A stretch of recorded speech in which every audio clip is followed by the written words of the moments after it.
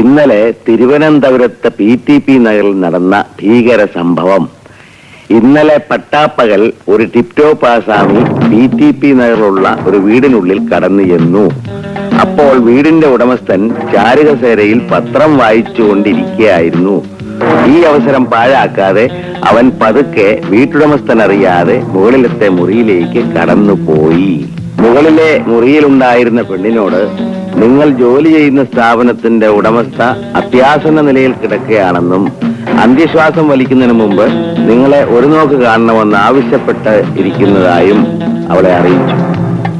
അവൾ അത് വിശ്വസിച്ച് ഒരു ബലിയാടിനെ പോലെ അവനെ പിന്തുടർന്നു.